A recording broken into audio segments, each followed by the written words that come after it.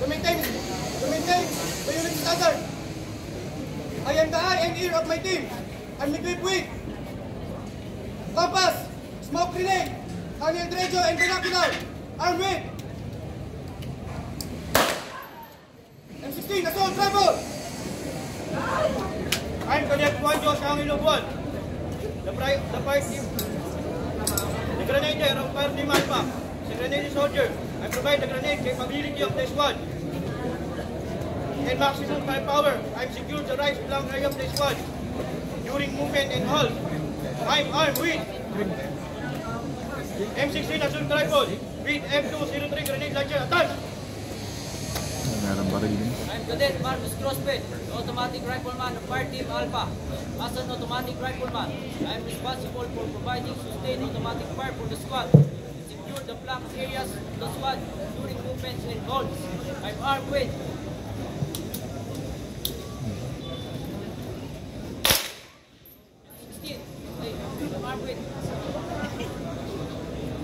squad automatic weapons. As such, I must be proficient in the operations and maintenance of these weapons. Cadet Marvin Mahusay, rifleman of Fire Team Alpha. As a rifleman, I'm responsible for the food supply and medical requirements of a team. We monitor an intelligence team, provide technical expertise and supervision to combat lifesavers. I wish to track right by a team through operation, equipped with combat lifesavers kit, Chevy kit, Santok and Caldero. I'm armed with M16 assault rifle. I'm Cadet Felix Alvaro Ramos. I'm squad leader. As squad leader, I'm responsible for our rifle squad. That's our pay to do. I'm tactical leader. And just as I lead by example, my equipped with compass, map, and the radio, and missile, and armored. M16 assault rifle. I'm Cadet Leader Zero, fighting leader Bravo. I am fighting leader who leads my team by personal example and help the squad leader as required. I control the movement of my party and ensure that my team maintain the unit standard. I am the eyes and ears of my team. I'm equipped with compass, smoke grenade, handheld radio, and binocular. I'm armed with M16 assault rifle. I am Cadet Marilyn Sophie, the grenadier of Fire Team Alpha. As a grenadier, I provide grenade community to squad for maximum firepower. I secure the right flank area for movement and halt. I'm armed with M16 assault rifle with M203 grenade launcher attached. I'm Cadet Iris Nugget, the automatic rifleman of Fire Team Bravo. As an automatic rifleman, I'm responsible for providing sustained automatic fire for the squad and secure the flank area of the squad during movement and halt. I'm armed with squad automatic weapon and shotgun.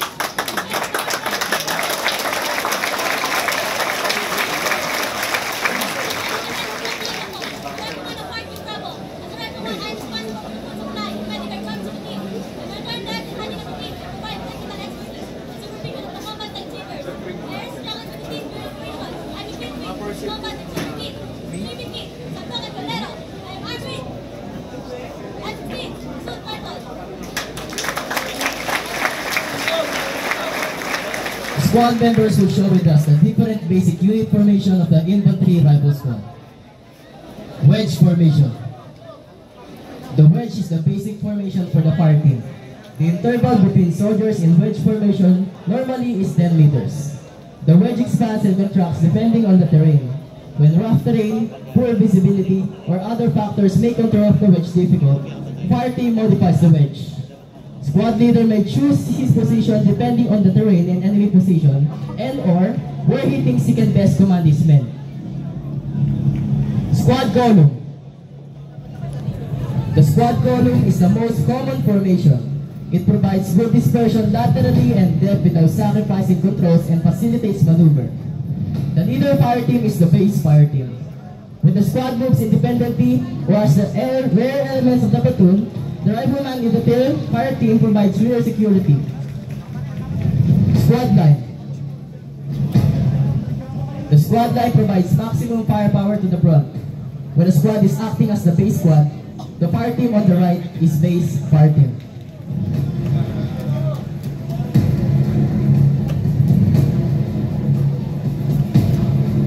Squad file.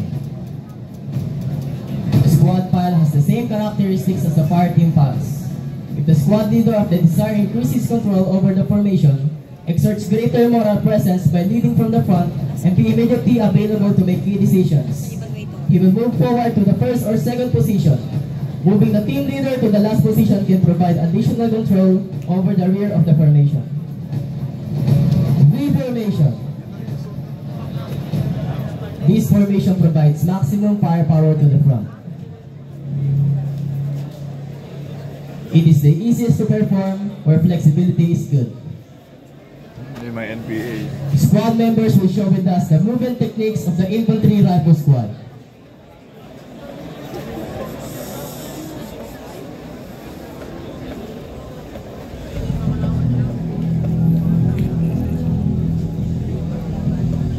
Movement techniques. Traveling. Use when speed is important and enemy contact is not likely. All four movement formations are effective when techniques. Traveling overwatch. This technique is used when enemy contact is possible, but speed is important. The column and wedge formation are effective with this technique. Bounding overwatch. This technique is used when enemy contact is expected. It is the most important but sacrifices speed. The commander normally stays with the overwatch element.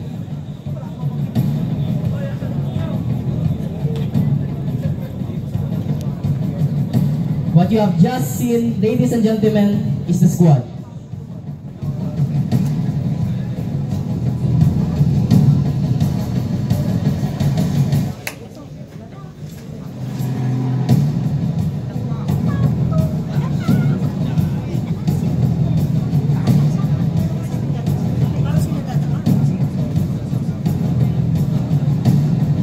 The platoon leader will brief his men before jump off, proceeding to their objectives.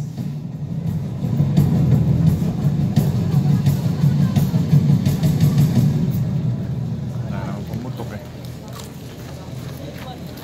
Second squad.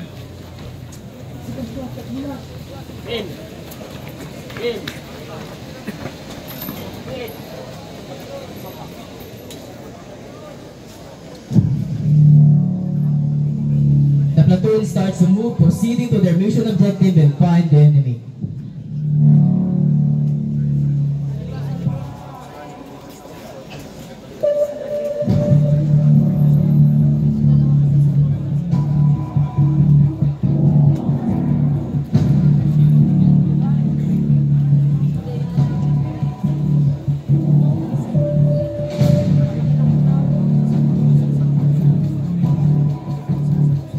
Meeting engagement.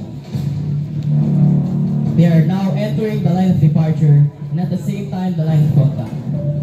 The platoon leader chose the file formation as their basic formation to travel going to their objective. While the operating troops were proceeding to their objective, they encountered more or less 7 fully armed terrorists under Commander Bawang.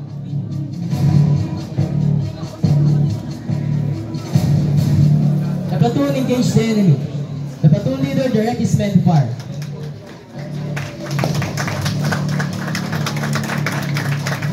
Patay na.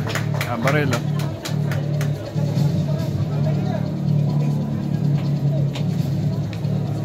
Seven ID kami nagagamit.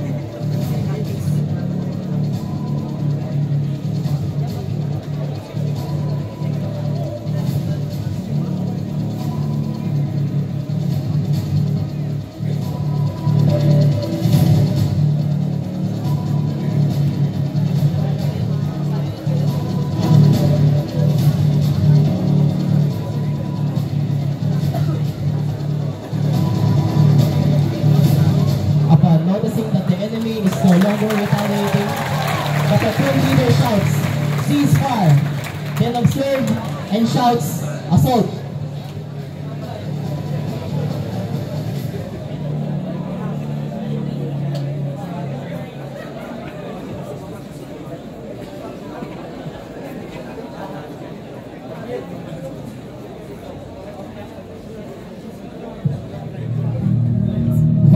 searching and confiscated enemy equipments, subversive documents, personal belongings, and retrieve enemy casualties at a designated rallying point, occupying the best position to ensure that the team is secured.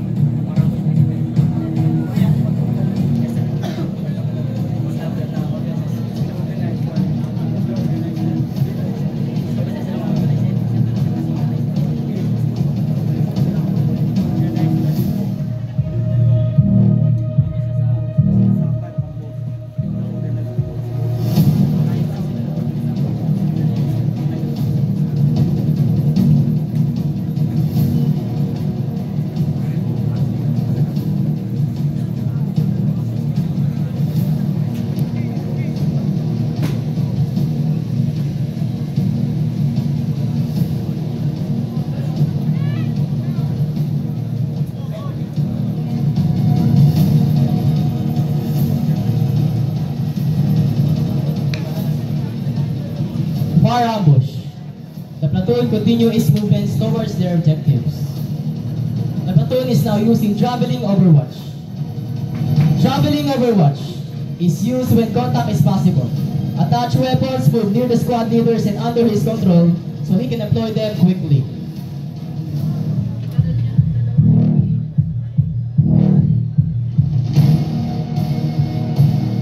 The platoon members immediately hit the ground and observe where the fire came from.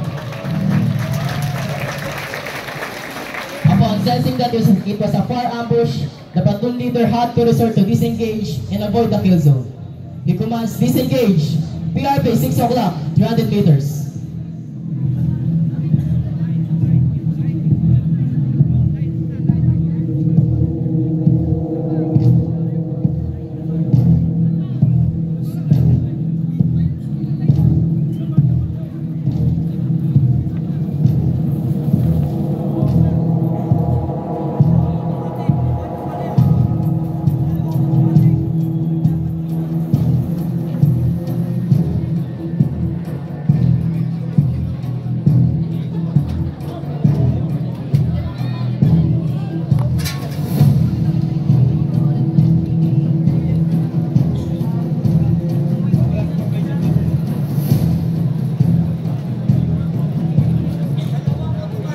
Pinagpatuloy po nila ang paglalakbay patungo sa kanilang kalaban.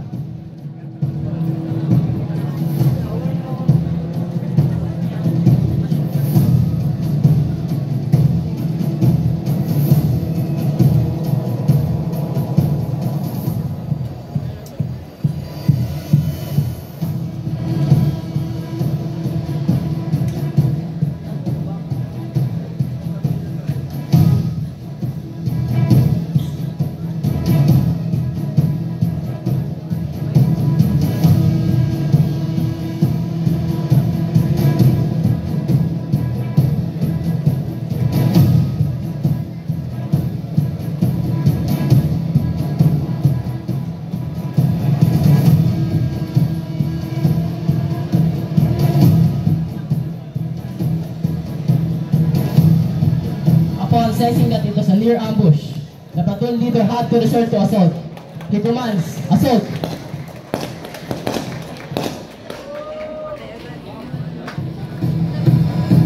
Nakaporma yung mga...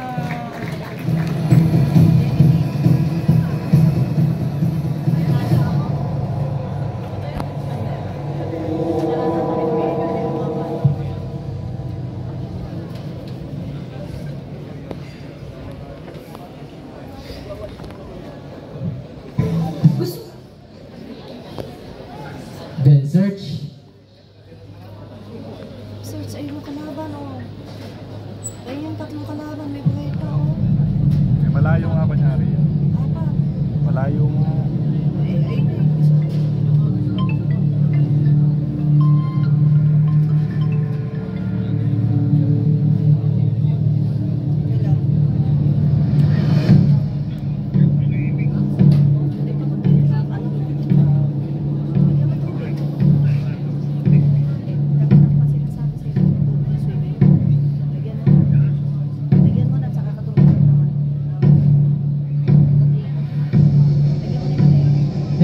sharpie 6 o'clock, 300 meters.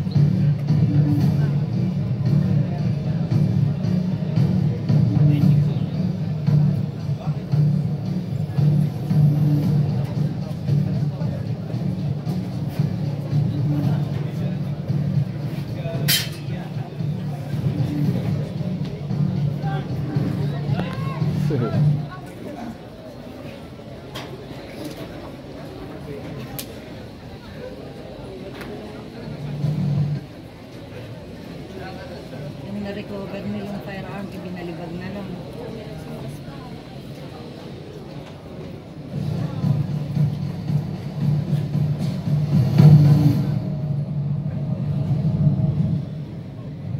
Atake na sila. Eh, kasi nakalapit na sa kubo kami, nandun na yung mga kalaban. The team leader of the leading squad signals for halt upon seeing a hut. Team leader passes the information to the squad leader and platoon leader. Senaryo susundin. Kahit nakalapit. The platoon leader is now using the hand signal and subsequently signaled skirmish.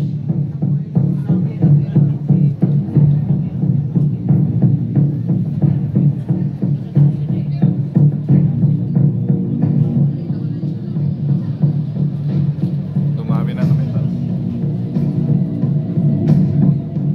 They are now near to the enemy, so the platoon used the bounding overwatch technique. Bounding overwatch is used when contact is expected when the squad leader feels the enemy is near.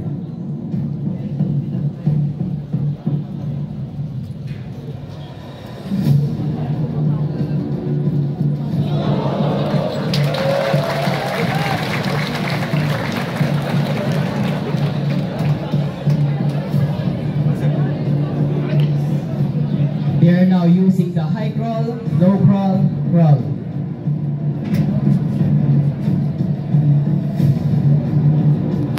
Malapit na po sila sa kampo ng kalaban, kaya sila'y gumagapang na lang.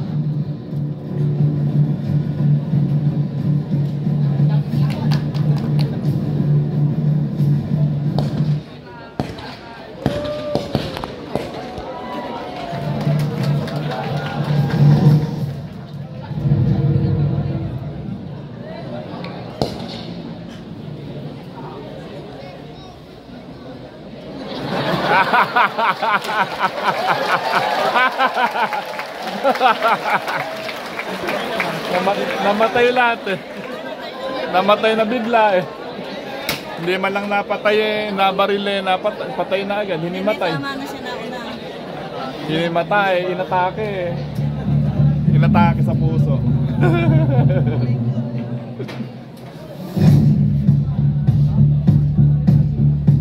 Yan na, nasabugin na.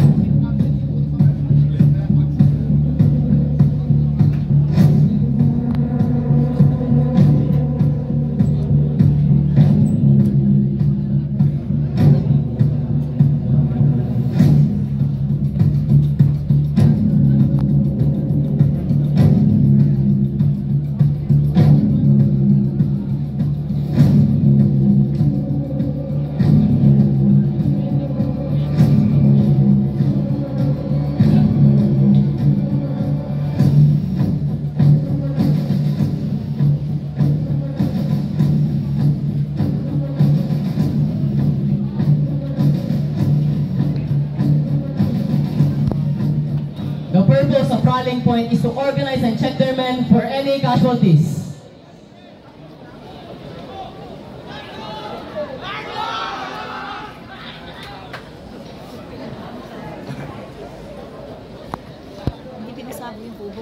pasabugin.